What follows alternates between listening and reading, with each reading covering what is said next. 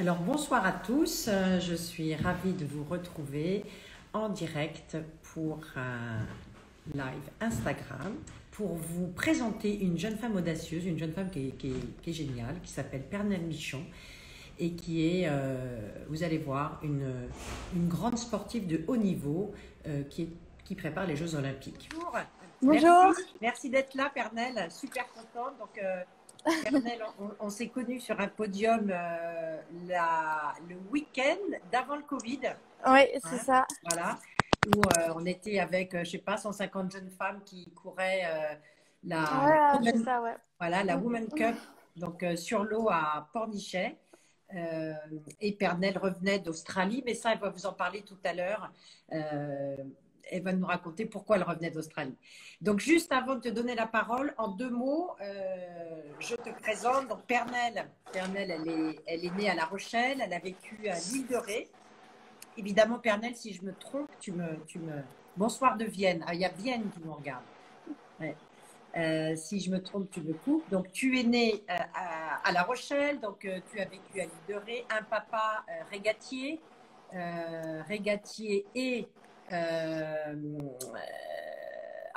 comment on dit, arbitre aux Jeux Arbitre, ouais. Olympiques sur l'eau, prof de sport. Donc, toi, très vite, à 6 ans, tu es sur un bateau.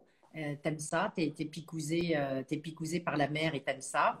Alors, coup de projecteur, dont la mienne. Ah oui, ça c'est Anne-Sophie qui nous en remercie, parce que je lis des commentaires tout le temps.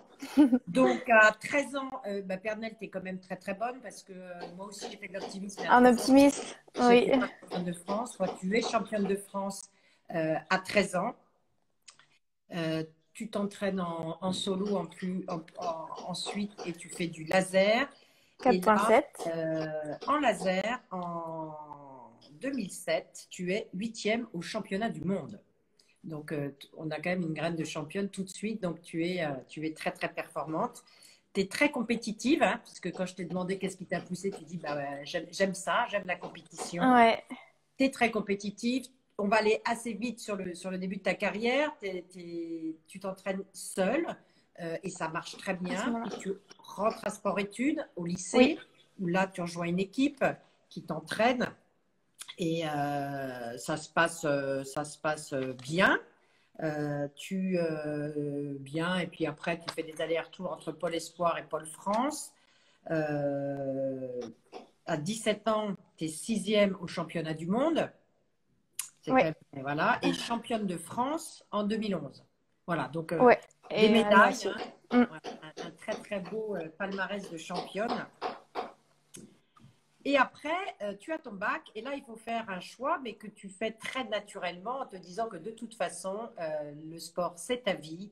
La compétition, c'est ce qui te fait te lever le matin et tu vas donc faire ta vie d'étudiante comment on peut dire, en aménageant. Voilà, en accordant ta vie sportive et ta vie étudiante. Donc, tu rentres en fac et tu continues à mener ton projet sportif de haut niveau. C'est un double projet et ça, tu nous en parleras tout à l'heure. Et là, on arrive à ce qui va nous intéresser en tant que Dare-Woman. Il y a un moment donné, là, qu'est-ce qui se passe?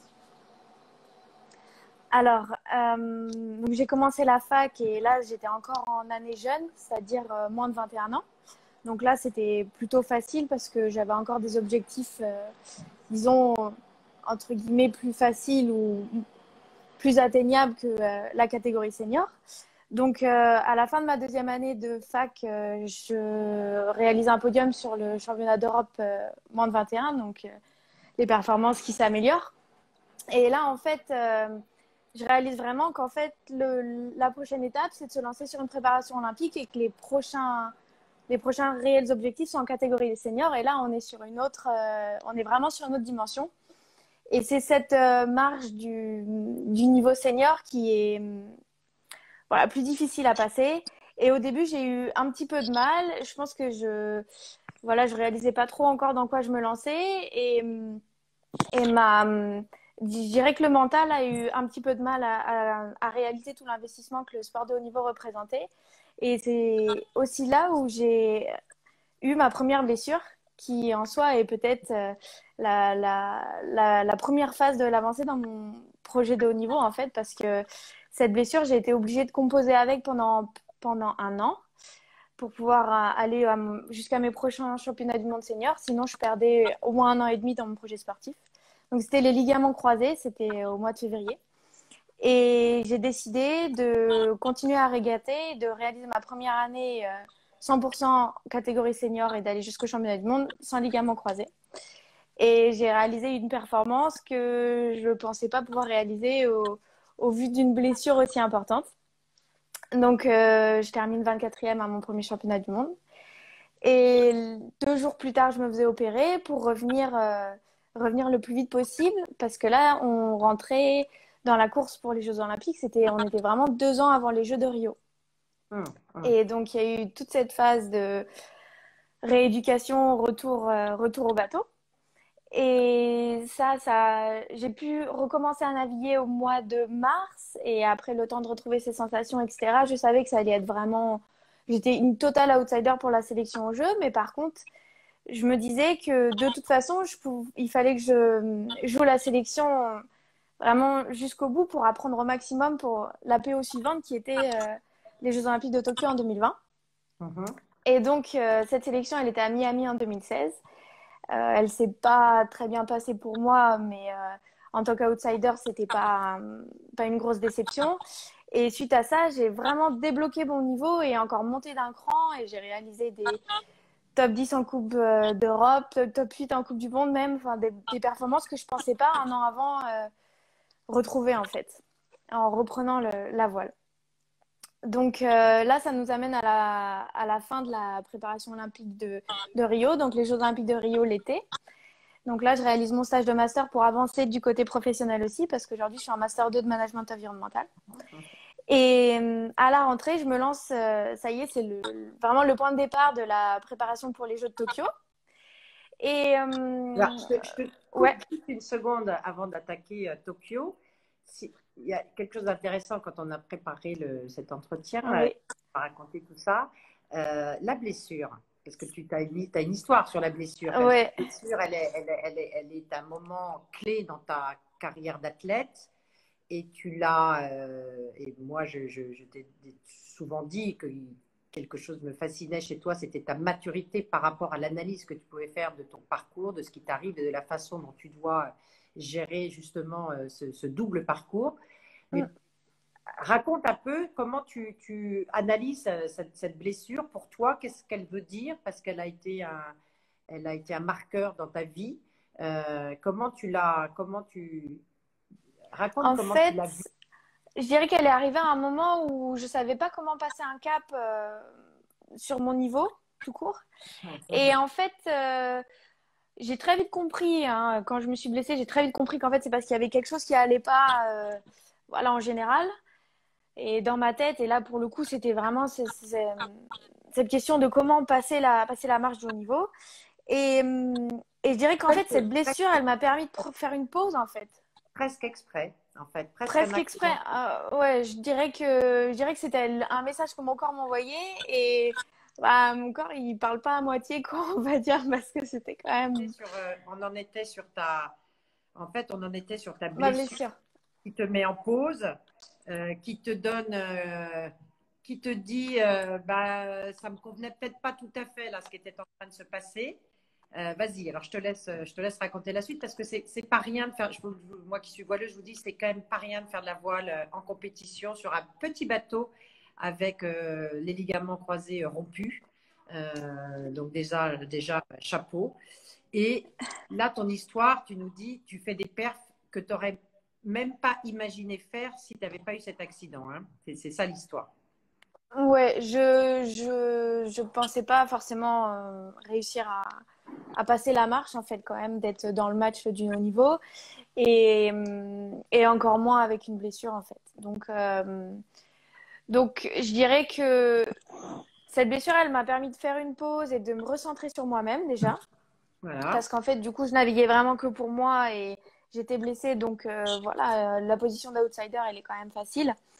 Et donc, cette pause que j'ai prise après mon opération, m'a vraiment permis de prendre du recul et encore une fois, de me concentrer sur moi, mais là, sans avoir la voile ni les compétitions à côté.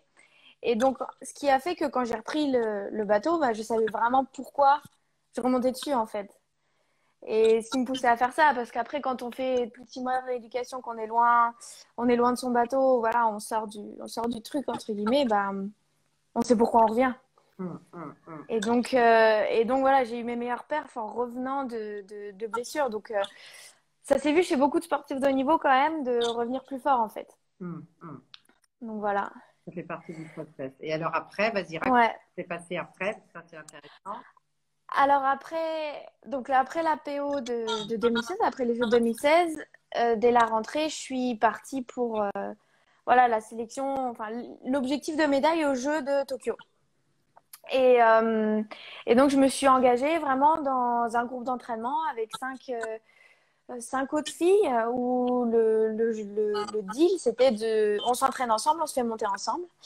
Et, euh, et donc ça a duré 2 ans et 2 ans où les résultats que j'avais étaient pas du tout à la hauteur de mon investissement et étaient même moins bons que quand j'étais blessée en fait. Donc c'est qu'il y avait un problème. Et donc au bout de 2 ans, fin de l'été 2018, bon, et à un moment on fait un peu le bilan. Là, ça fait 2 ans que j'essaye, il faut que je change quelque chose. Et en fait, ma réflexion, ça a été de me dire que je m'y retrouvais pas forcément dans un fonctionnement de groupe parce que j'avais du mal à être là que pour moi, je pense. Et je dirais que c'est là où on peut vraiment souligner le tournant de ma carrière et je dirais même que c'est pourquoi on se parle toutes les deux aujourd'hui. C'est vraiment ce moment où je me suis dit, bon là, ça va pas, il faut que je change quelque chose. Et ben du coup, j'ai tout changé. Voilà, et Voilà. la, Voilà. la question chez Dear Woman classique qui est quelle Ouais.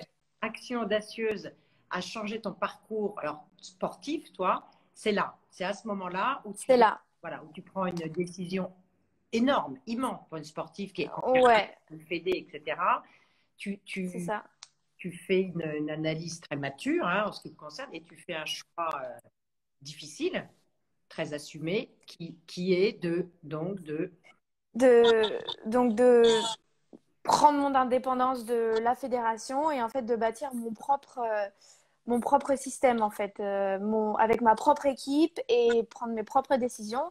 Et alors, donc en fait, ce qu'il faut savoir, c'est toi, que je quitte un environnement. Oui, du coup, quand on dit, pour ceux qui nous regardent et ceux qui font pas de voile, quand tu dis ma propre équipe, c'est pas une équipe de voileux, c'est l'équipe non, c'est une d'entraîneurs, équipe voilà, de voilà, sur le bateau, de donc un c'est le staff en fait. staff qui va être autour de toi. Ouais, Qui, mm, quand on est dans une ligue ou dans une fédé, bah, et dans le pactole, on va dire, pour c'est le ça, groupe.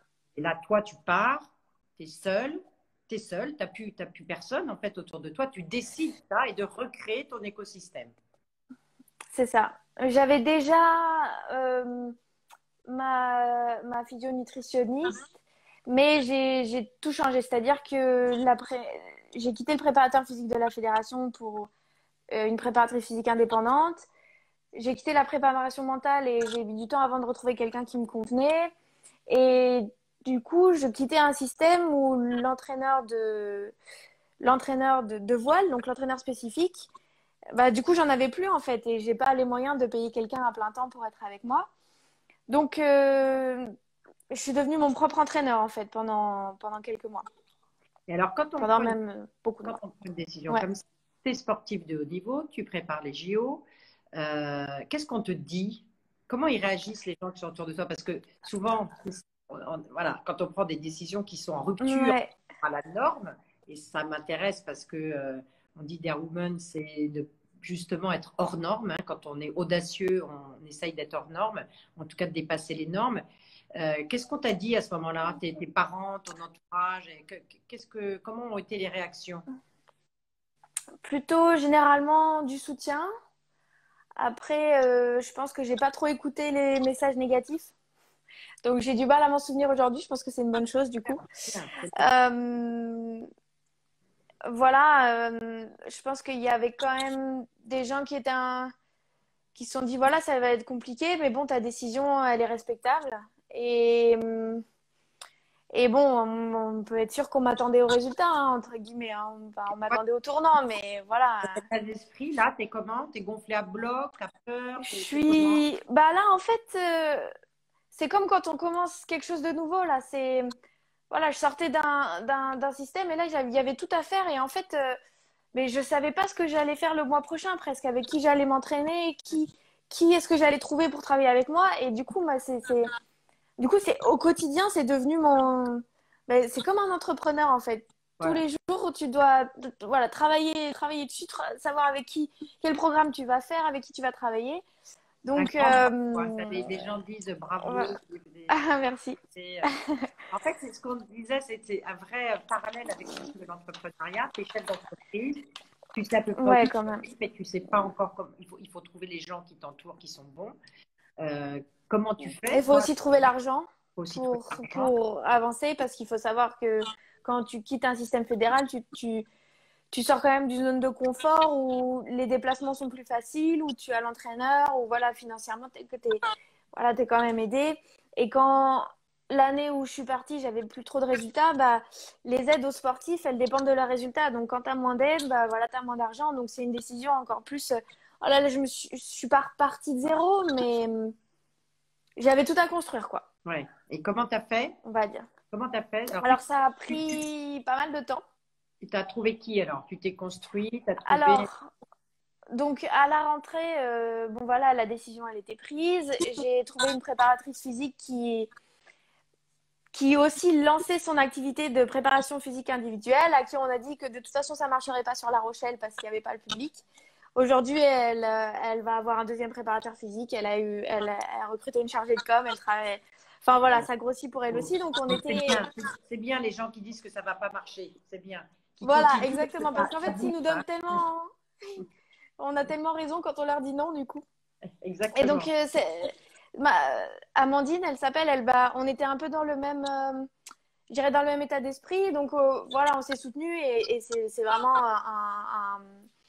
euh, De A au Z. euh, De A au un Z. pilier de mon projet aujourd'hui. Ouais. Et donc, euh, et donc, ça a pris beaucoup de temps. Au début, les résultats, ils ont pas suivi, hein. Je suis partie m'entraîner pendant 2 mois aux États-Unis, à Miami, en décembre-janvier, parce qu'on a une compète là-bas à la fin du mois de janvier. Et donc, bah, forcément, j'avais pas eu un programme d'entraînement aussi régulier que normalement. Et je suis arrivée là-bas. Et en fait, je me suis entraînée 2 mois avec un groupe de filles vraiment, vraiment au niveau. Et là, bah, C'est dur. c'était compliqué. Je voyais pas le jour. Et j'avais personne pour me relever. C'était moi, il y avait que moi, en fait. Donc, le résultat sur cette Coupe du Monde, là, il n'a pas été au rendez-vous, hein. Et donc, je suis rentrée en Europe. Je suis partie à la Coupe d'Europe suivante qui était en Espagne. Là, j'ai payé un entraîneur pour préparer le championnat du monde qui était l'été suivant. Et là, pareil, les résultats, ils n'étaient pas au rendez-vous. C'était vraiment catastrophique par rapport à mon niveau de base. Franchement, hein. Ouais, ouais. Enfin, je le dis, hein, voilà, ça allait pas. On a Et parlé, excuse-moi juste, oui, toi, tu es quelqu'un qui n'a pas du tout peur de parler de mots d'échec en disant, bah ouais, j'ai eu des échecs et ça, vas-y, dis-le parce que ça fait du bien d'entendre ça ou c'est pas un gros mot. Bien, voilà. oui, j'ai eu. Ça a commencé par un échec, hein. Cette prise d'indépendance a été un échec à la base parce que les résultats, on est tellement jugé que sur nos résultats, pas sur le process ou ce qu'on est en train de mettre en place, que j'aurais pu me dire non mais là ça va pas. 6 mois plus tard, c'est un échec en fait. Et donc c'est là où ma résilience a été indispensable et ma capacité à voilà, trouver des solutions. Rebondir et persévérer surtout parce qu'en fait si je m'étais arrêtée 8 mois plus tard bah j'aurais Et pas réussi. tu n'as jamais eu envie d'arrêter. Ah non, ça c'est Voilà. pas envisageable parce que de toute façon je considère que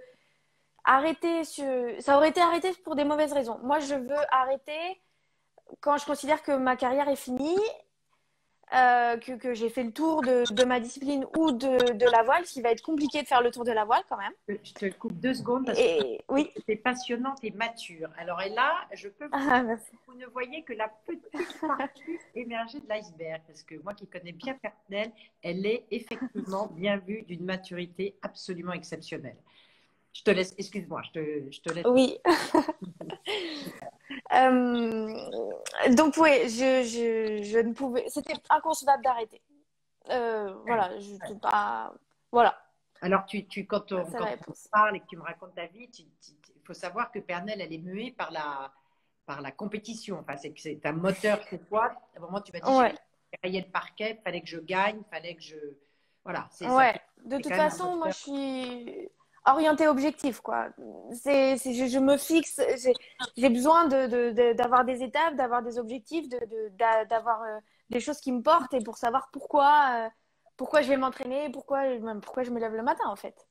Oui, alors ça c'est Donc, intéressant ouais, dans le cadre de notre discussion, savoir en fait qu'est-ce qui te fait avancer, qu'est-ce qui te fait malgré les échecs à te dire non, ouais, j'arrive pas. Et comme tu dis, c'est très intéressant, c'est pas forcément de regarder le résultat à l'instant T, mais c'est le process qui est en train de se mettre en place. ouais, Euh, il y a quelque chose qui est très fort chez toi et c'est quelque chose qu'on partage, c'est la connaissance de toi. C'est tout ouais. le travail que tu as fait au niveau développement personnel. J'aimerais bien que tu en parles un peu parce que je pense que ça fait partie des éléments qui sont très puissants pour te permettre aujourd'hui d'avoir ce mental et d'avoir cette approche très mature par rapport à la compétition, par rapport à un parcours. C'est pas toujours fait. Ça fait. Je veux dire, les sportifs, ils nous font rêver, mais vous en prenez quand même plein la tête de temps en temps. Et si vous n'avez pas de préparation mentale, c'est pas possible, Ouais. quoi. Tu nous Alors, parles. ouais. En fait, moi, c'est quelque chose, je vais pas avoir de recette magique parce que ça fait partie aussi de mon caractère et de ma démarche qui est de vraiment aller fouiller un peu tous les aspects pas que de ma performance, mais enfin, du développement de ma personne, en fait. Ça va un peu plus loin que juste la performance. Et, je pense que j'ai aussi une capacité de prise de recul, certainement enseignée par exemple, ma blessure ou ce choix que j'ai fait d'être indépendante. Et, et donc, j'ai appris, en fait, je m'auto-analyse un peu. J'ai travaillé avec différentes personnes qui, en fait, m'apportent leur point de vue. Et moi, en fait, j'ai intégré et ce qui fait que je me connais, en fait. Donc, je sais dans quel environnement ça va marcher ou pas, qu'est-ce que j'ai besoin pour avancer. Et j'ai pas, ça peut encore être, je pense plus aujourd'hui, mais pas une honte, mais voilà, des sujets un peu tabous de dire je vois une psychologue. Bah oui, moi je vois une psychologue, Pas tabou du psychologue du tout. sport quasiment 2 fois par semaine, une fois toutes les 2 semaines, pardon. Et se faire aider et aussi connaître son profil, rien que son profil de fonctionnement, qui introverti, extraverti, intuitif ou pas. Ah, Voilà, tout ça, c'est un travail que j'ai fait qui fait que je te coupe juste aujourd'hui, je peux dire facilement si ça marche ou pas. Oui, pour ceux qui connaissent Dare Woman et moi, et sa présidente, elles savent que je suis une MBTI. Tu l'es aussi. Donc, quand tu oui, parles de oui. profil, voilà. Et on a le même profil en plus. Et en plus, on a le même profil toutes les deux. C'est Ouais. bizarre. Mais voilà. Et j'ai Mm. rarement vu une jeune femme aussi jeune connaître aussi bien ces outils de contour de personnalité et surtout c'est pas que les connaître, mais savoir s'en servir pour continuer, pour progresser et pour effectivement mieux savoir comment gérer son parcours et les ressources que tu dois aller chercher. On en parlait Mm. tout à l'heure. C'est évident que Ouais. tu es t'es dans un mode de projet tout le temps. Il faut te nourrir, il faut avancer. La période Covid, compliquée. Compliqué. Bah, justement, je lis visualiser la réussite. La période Covid, donc pour, euh, pour finir un petit peu l'histoire, parce qu'on est resté un peu enfin, on est resté sur mes échecs. Ah, il y a des Et défis quand même. Il n'y a pas que des échecs. ouais, voilà. Et Ça a été quelques beaucoup semaines se plus retirer. tard, bon, il y a plein de choses qui se passent. Je travaille avec des personnes différentes, etc. Et, et quelques semaines plus tard, je termine 8e au championnat d'Europe avec pas tout le gratin, mais si, niveau championnat du monde en fait. Donc là, j'ai complètement euh, inversé la courbe, quoi. J'ai tout renversé. Et là, ça m'a aussi donné un nouveau souffle et ça m'a emmené voilà, sur le championnat du monde où je fais 18e, que des perfs quand même, enfin, des bonnes perfs et je fais que monter, mon niveau général fait que monter. Et ce qui m'emmène en Australie pour préparer la sélection aux Jeux Olympiques. J'ai décidé de partir 3 mois en Australie parce que la sélection va se faire sur le championnat du monde qui était fin février. Et là, Et bon, pour ça, on parle de 2000. oui, pour la sélection des Jeux Olympiques de 2020. Donc, championnat du monde 2020. Donc là, il n'y a pas si longtemps. Et donc, je fais un crowdfunding pour pouvoir partir, m'acheter un bateau là-bas. Je pars toute seule. Tu es une des favorites, on est d'accord là. Ah oui, oui, là, en fait, mon niveau monte tellement que je suis vraiment un contender, clairement, là. Et les régates avant le championnat du monde l'ont montré aussi.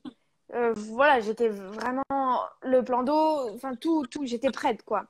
Ces 3 mois à m'entraîner là-bas avec encore un groupe d'entraînement différent. En fait, peut-être ce qui m'a desservi aujourd'hui, je sais pas, mais c'est que j'ai pu me payer un coach que pour le championnat du monde et peut-être que j'aurais eu besoin d'être rassurée un petit peu avant. Ça, je sais pas. Mais en tout cas, je me suis portée moi-même jusqu'à ce moment-là. J'ai aussi fait venir ma préparatrice physique pour faire la préparation finale. Alors, on me pose Donc une la question, fameuse. on dit hygiène de Oui, vie, point d'interrogation, sport, nourriture, oui. tout ça. Bah, j'ai pas une préparatrice physique ni une physionutritionniste pour rien. Je fais des points réguliers, j'ai des préconisations alimentaires. Par contre, je ne veux pas non plus partir dans des troubles ou dans une obsession là-dessus. Mais par contre, clairement, si je veux me respecter moi-même et respecter mon projet sportif, j'ai une hygiène de vie alimentaire qui est quand même différente de la moyenne, entre guillemets. Qui, c'est tellement professionnel que voilà, c'est comme ça. Je le fais. Donc voilà, et ça c'est quand même, ça prend quand même un petit peu d'énergie, hein. Et, et on arrive au bout ça fait plus d'1 an où j'ai quand même cette rigueur, bah voilà, d'hygiène de vie, de préparation physique, etc. Et donc tout ça, ça fatigue un petit peu, voilà. Mais en même temps, je le fais, je réfléchis même pas à le faire. Et donc, j'arrive sur ce championnat du monde et donc, un championnat, il faut savoir que c'est 12 courses réparties sur 2 courses par jour pendant 6 jours. Alors, attends. Et on a ouais. Excuse-moi pour qu'on explique. C'est très important que tu ailles au championnat du monde parce que c'est au championnat du monde qu'on va sélectionner sélection au jeu. Ceux voilà. pour les Jeux Olympiques. Voilà. Oui. Et là, première française. On prendra la première française. Vous êtes combien de françaises? 5. Toujours 5, ouais. Voilà. Donc, des 5, il va en ressortir une. Tu es la favorite. Tu es la favorite. Ouais. Voilà. Ouais. Et le championnat, donc conditions difficiles de championnat, mais ça je vais vous dire, c'est la voile et je compte pas me donner des excuses par rapport aux conditions parce que voilà, on est un sport où on dépend clairement des éléments, où des fois il y a des scénarios un peu injustes, des rotations de vent et où on n'a pas tiré son épingle du jeu, mais j'irai jamais donner cette excuse-là. Ce sera toujours le champion s'adapte à toutes les conditions. Donc conditions difficiles au début, bien sûr, pas trop de vent, on ne peut pas réaliser toutes les courses au début, on rattrape les courses. Et on arrive sur le dernier jour et il nous reste normalement 3 courses à faire. Et je suis, voilà, pour l'instant, je suis clairement plus que dans le coup. Je crois que l'autre française est juste, on doit être à 2 points d'écart, quelque chose comme ça. Voilà, je sais que là, voilà, c'est la dernière course. Et j'ai réussi. La dernière course, ouais. Parce que je sais qu'il n'y a pas beaucoup de vent. Ouais. Je sais qu'il n'y a pas beaucoup de vent et donc qu'on risque de faire qu'une seule course. Et en fait, j'ai pas réussi à dire. Des fois, je dis souvent qu'une course, c'est un château de cartes. Il faut assembler ou il faut tout. Il faut pas que ça s'écroule en fait. Je sais, non, c'est pas un château de cartes, mais il faut tout assembler, construire pour arriver jusqu'à la ligne d'arrivée. Ouais, voilà. Et donc, cette ultime course, je l'ai pas réussi. J'ai pas été du bon côté. Le vent a tourné, voilà.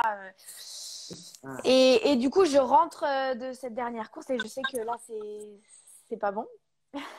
Ça sera pas moi qui serai sélectionnée au jeu, et donc là, c'est quand même très dur à encaisser. Grande déception. Et une des choses qui m'a aidée, c'est que la championne du monde, une anglaise, qui a été championne du monde, qui quand même parmi les athlètes qu'on respecte en général quand même dans sa flotte, vient me voir tout de suite et me félicite pour tout ce que j'ai fait parce que voilà, les étrangères aussi voient comment ça se passe et Et quand on prend des décisions aussi radicales, bah, ça se voit parce qu'on n'a plus le même entraîneur, on fonctionne différemment, on n'a plus forcément les vêtements de la fédération, tout ça. Que tu as tout fait toute seule, que tu as bâti ton Ouais. propre système et que tu arrives au championnat Mm. du monde, pas du tout dans une équipe, mais avec le résultat de toi, tout ce que tu as entrepris pour toi. Donc, elle te dit, Ouais. oh, c'est vrai que c'est chapeau. Oui, elle me dit surtout bravo pour le chemin que j'ai accompli, que c'est dommage, mais surtout elle me dit de pas arrêter.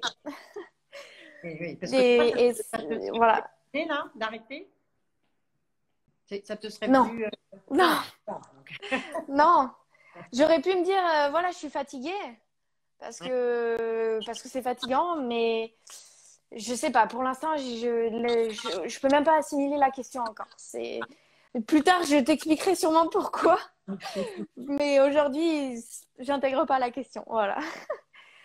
Et donc ça, c'était juste avant de rentrer en France. Mars.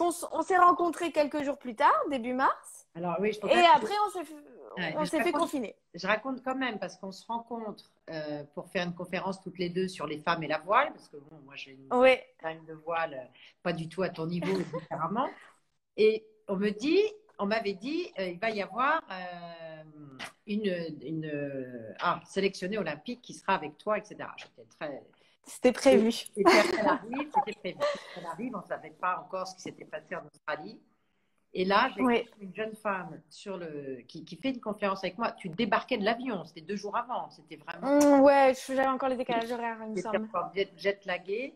Je crois que 90% des gens dans ton cas auraient été absolument effondrés et vraiment pas envie de partager tout ça avec 150 personnes. Et bien, toi, pas du tout. Pas du tout. T'as été d'une générosité incroyable à expliquer à ces jeunes femmes comment est-ce qu'on devenait une athlète de haut niveau. Je crois qu'on ne pouvait pas encore le dire parce que c'était pas tout à fait officiel, donc ça n'a pas été dit. Oui, c'était pas officiel. J'ai dit que j'étais en mauvaise posture, mais ouais. Chapeau bas parce que là, à ton âge, tenir une conférence comme tu l'as faite avec la charge émotionnelle que tu avais, c'est quand même un signe que tu es capable de gérer une pression exceptionnelle. Exceptionnelle. Voilà. Ouais, c'était pas évident. La petite anecdote On va dire que j'étais un peu dans le dur, entre guillemets, quand même, à ce moment-là, mais... Quand même. Mais ouais, quand même. Tu avais quand même le cœur lourd et que là, tu... Ouais. Bah, de toute façon, la déception est à hauteur de l'investissement. Donc, forcément. Voilà. C'est forcément. Mais ça... Voilà, j'étais en train de commencer à rebondir quand même. Voilà. Le process était enclenché. Si, c'était pas facile. Et donc, on parlait du confinement. Voilà, le confinement. Et donc, c'est quand même quelque chose d'assez brutal pour quelqu'un comme moi qui vient de passer 3 mois à faire que naviguer en extérieur. Je pratique un sport d'extérieur. Je ne travaille pas dans un bureau tous les jours. Et donc là, je me retrouve enfermée. La question des Jeux Olympiques qui seront déplacés, déplacés 1 an plus tard. Moi, ça me donne l'espoir d'une nouvelle sélection. Et oui. Donc, disons que mentalement, je lâche pas et je rebondis pas. Et en plus, du coup, moi, je suis à fond. Hein. Je travaille. Pourquoi ça n'a pas marché? Préparation mentale. Je travaille sur mon projet. Qu'est-ce qui n'allait pas dans mon projet? Qu'est-ce que je peux améliorer? Je travaille sur plein de choses. Je voudrais faire des conférences pour réussir à exprimer vraiment ce que ma vie m'a appris et ce que je peux transmettre aux gens. Enfin voilà, du coup, je commence à travailler sur ça et je suis comme ça, la tête dans le guidon. Et à la fin du confinement, on nous annonce que... Et je continue la prépa physique parce que j'avais aménagé mon balcon avec tous les poids, tout ça, le vélo. Et fin du confinement, pas de nouvelle sélection. Et compliqué. C'est compliqué parce que en fait, ce temps-là que j'aurais dû utiliser pour lâcher prise, je ne l'ai pas utilisé et donc il faut que je lâche prise à la fin. Que ça pouvait recommencer, quoi. Ouais, vraiment, je vais pas mentir. Hein. Ça a été dur. Quand on est porté, c'est quand même facile de revenir, de retourner en arrière et d'avoir des faux espoirs surtout que ces nouvelles sélections étaient aussi fondées parce que un an plus tard, on ne sait pas qui sera la meilleure non plus. Donc, des deux côtés, il y a des arguments. Un an de plus de préparation, c'est aussi une bonne chose pour un athlète. Enfin, voilà, j'ai Alors là, aucune critique par rapport à cette décision. le temps passe, Pernelle, on t'écouterait raconter. Oui, pardon. Mais là, t'en es où là? Du coup, aujourd'hui, Alors, t'en es où? Parce qu'il y a eu donc l'arrivée d'Australie, patatras, oui. c'était la favorite pour la sélection des JO. Ben non, ça c'est le sport, ça n'a pas été toi. Le confinement, une fois le choc absorbé, bah, je suis une voileuse, je suis dehors, mais là je me retrouve confinée, j'ai plus de bateau, j'ai plus rien. Je Ouais. fais tout ça à profit avec l'espoir de peut-être que les sélections vont être revues puisqu'il n'y a plus Tokyo 2020. Tu sors du confinement boosté à bloc, enfin, et puis poum, tu retombes parce qu'on te dit non, il n'y aura pas de sélection. Là, on est Ouais. autant, tu as trouvé un stage. J'ai trouvé un stage parce qu'à moitié du confinement, j'avais plus de stage pour terminer mes études. Parce que j'avais mis en pause mes études. Enfin, voilà. J'avais mis en pause mes études pour préparer les Jeux. Positif, tu as trouvé un stage. Ouais. Tu es en recherche là. Alors, vas-y, là, tes échéances, tes prochaines échéances. Alors, donc là, je termine mon stage au mois de décembre. Donc, avec mon rapport, ma soutenance de mémoire. Et j'ai quand même réussi à aménager mon stage de façon à pouvoir participer au championnat d'Europe qui sera en Grèce au mois d'octobre. C'est ça. Ton prochaine échéance, c'est Grèce au mois d'octobre. Donc, on sera tous derrière toi. Hein. Voilà. Merci. On va suivre, tout le monde va suivre le championnat d'Europe de la C'est gentil. De l'hiver. Je sais que tu essayes d'autres bateaux. On va être obligé de finir, assez vite sur ce qui fait un peu ce qui rythme un peu les interviews d'Airwoman. Hein. Donc, l'acte audacieux, on l'a bien compris, c'est une jeune femme encadrée par la Fédération française de voile. Enfin, tu as eu plusieurs actions audacieuses parce que continuer à faire de la compétition avec les ligaments fracturés. Oui. Quand on en a discuté ensemble et quand on prépare, tu m'as dit, bah, c'est ça en fait, j'ai décidé de quitter. Ça a été un retournant, oui. Tu n'as pas d'argent, tu sors du milieu, c'est pas facile, surtout on sait qu'en France, on n'aime pas trop quand on sort des normes. Tu te reconstruis un écosystème en pariant sur des gens qui démarrent comme toi en fait. Voilà, tu as une force de caractère qui est construite. Hein, c'est toi qui as des trous de perceuse ou non? Non, c'est mon voisin, je suis désolée. C'est pas grave. Voilà, l'action audacieuse qui a changé ta vie, c'est je suis partie hors de ma zone de confort, mais très très loin quand même, là, pour le coup. Sortie complètement, ouais. Avec une confiance en toi très puissante que tu as bâtie au cours des années. Hein, ça, ce sera le sujet chez Darewoman d'un Dare Zoom, d'une visio la semaine prochaine, le 28 juillet, sur la confiance en soi, parce qu'on ne peut pas sortir de la norme, on ne peut pas aller hors norme, hors de sa zone de confort, si on n'a pas cette estime et cette confiance en soi qui nous permet d'affronter l'adversité. Toi, tu l'as et tu as un très bon exemple. Moi, je pense que tu es un bon exemple pour beaucoup de gens, enfin pour tout le monde, et en plus pour les entrepreneurs, parce que ton parcours, il y a plein de similitudes avec une jeune entrepreneuse ou un jeune entrepreneur qui découvre un nouveau business, qui doit s'entourer des bons conseillers, qui va se prendre des claques et des portes dans la figure, parce que même si on vend le plus beau projet du monde, tout le monde n'a pas envie de l'acheter, donc il faut continuer. Toi, comme tu dis, il faut never give up, hein. On n'arrête pas, c'est ça. on n'arrête jamais. La connaissance de soi, chez toi, c'est un vrai dada, c'est vraiment je sais pas si c'est un dada, c'est quelque chose que je fais naturellement, mais je pense que c'est indispensable quand on veut. Déjà, c'est une plus-value énorme d'avoir quelqu'un qui se connaît parce que ça soit dans le travail ou avoir un athlète ou en tant que sportif de haut niveau soi-même, vraiment se connaître, c'est une plus-value énorme parce qu'on gagne tellement de temps, en fait. Et même dans la vie personnelle. Bien sûr, bien sûr. Donc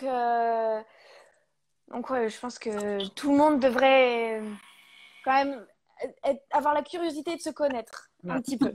Mais chez Darewoman, il y a des modules pour ça où on fait de la connaissance de soi. Donc mais quand je dis c'est ton dada, c'est juste assez rare de voir quelqu'un d'aussi jeune. Ouais, peut-être. Oui, parce que en général, c'est des choses qui viennent avec la maturité, mais se connaître. Moi, je dis toujours, il n'est jamais trop tôt.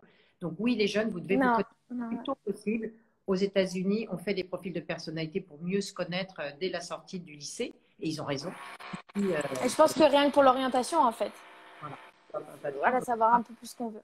Et donc, ta force de vie et ta vitalité sont absolument impressionnantes, hein, ça c'est clair. Euh, et évidemment, tu vas nous donner ton conseil. Un conseil audacieux? Alors évidemment, Bon, il va pas être innocent, mon conseil audacieux, hein. comment on fait Mais pour toi? Parce que tout le monde a envie d'être comme toi, là, d'avoir le sourire alors que on s'est pris des parcours compliqués, ouais. des grandes victoires, mais aussi des choses difficiles. Et comment on fait pour continuer à vouloir avancer en se disant non, j'ai même pas, la porte de sortie n'est même pas envisageable. Quel conseil tu donnes? Bah, je pense que quand on veut avancer, il faut déjà sortir de sa zone de confort et surtout pas avoir peur de sortir de sa zone de confort. Parce que parfois, l'inconfort, c'est une étape incontournable, en fait.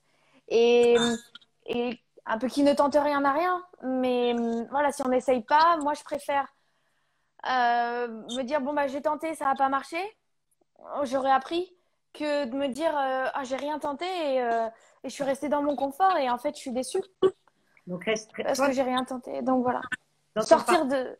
rester dans ton confort, ça aurait été rester à la Fédé, t'es sorti, Ouais, ouais, ouais, voire même pouvoir arrêter parce que c'est c'est plus facile à un moment mentalement.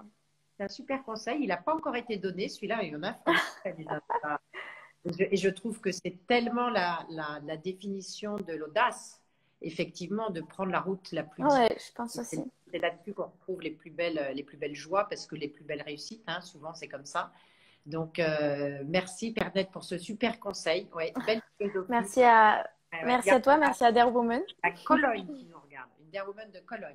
Salut Mélanie, Ah, sacrée Woman, une jeune entrepreneuse elle aussi, donc qui connaît tout à fait exactement ce que tu dis, parce qu'elle n'a pas non plus, excuse-moi Mélanie, je me permets de parler de toi, elle n'a pas forcément choisi les voies les plus faciles et c'est une belle réussite pour elle. Donc voilà, je suis très contente et qu'elle te voit ce soir. Alors, on n'oublie pas les championnats d'Europe d'Europe, en au mois Grèce, d'octobre, Athènes, à au mois Athènes. d'octobre. On donnera Ouais, des nouvelles et peut-être qu'on se fera un petit coucou en direct, hein, pourquoi pas, pourquoi pas. avec toi. Donc, un grand merci pour ces leçons d'audace parce que bravo. Ah oui, on a le Portugal, bien sûr. On a aussi une Woman du Portugal qui est à comporter. Génial. Voilà. Donc, merci beaucoup. Tu nous as fait naviguer un peu ce soir dans les voies de l'audace. C'était super. Donc, merci pour ton témoignage. À très vite, Pernelle. Pour la suite, À très vite. très vite. Pour la suite de Dare Woman, un rendez-vous avant la trêve estivale. On a rendez-vous mardi prochain avec Céline Retourneau qui nous fait un visio workshop sur la gestion de la confiance en soi. Je pense que ça va être passionnant, enfin j'en suis sûre même, parce qu'on a beaucoup préparé on a beaucoup préparé le workshop. Assister, c'est ouvert à tous en live, donc le lien Zoom est dans la bio Instagram, et c'est en ayant confiance en soi qu'on peut devenir presque, enfin on peut monter sur le podium du championnat d'Europe, du championnat du monde, et être sélectionné pour le championnat. Il faut avoir confiance en soi. Et si on n'a pas eu de quoi bâtir sa confiance en soi, rassurez-vous, ça peut venir, c'est tout à fait possible. C'est ce que va nous raconter Céline mardi prochain. Merci à tous de nous avoir suivis. Un grand bravo Merci à tous. Pernelle. Pernelle, c'est une dernière jeune. Donc, on est Dare Jeune, ouais. qui va être avec les autres Dare Women jeunes chez Dare Women. Parce que chez Dare Women, on a Dare Women Handicap. Le rendez-vous là pour les nouveaux adhérents est demain soir à 19h. À 19h. Alors, vous êtes tous les bienvenus. Pareil, c'est sur Zoom. Lien dans la bio Instagram. Je pense que c'est celle-là qui est en ce moment. Venez voir les projets de Dare Women et de Dare Women Handicap. Venez nous écouter, venez se rencontrer parce qu'il y a plein d'adhérents qui sont là à ce moment-là. À demain 19h, Catherine, effectivement. On l'a déjà fait, c'est un super moment. Donc, je sais que demain, ce sera un chouette moment avec Charlotte Tourmente, qui est notre super présidente de Dare Women Handicap, et Margot Crédet, qui est la vice-présidente, moi-même et d'autres membres d'Air Women. Donc, bonne soirée à tous. À demain pour tous ceux qui veulent rediscuter avec Dare Women. À mardi pour ceux qui veulent comprendre comment on bâtit sa confiance en soi, ou on la muscle en tout cas. Très bonne soirée. Et encore permis. À très bientôt. Merci, au revoir. À bientôt.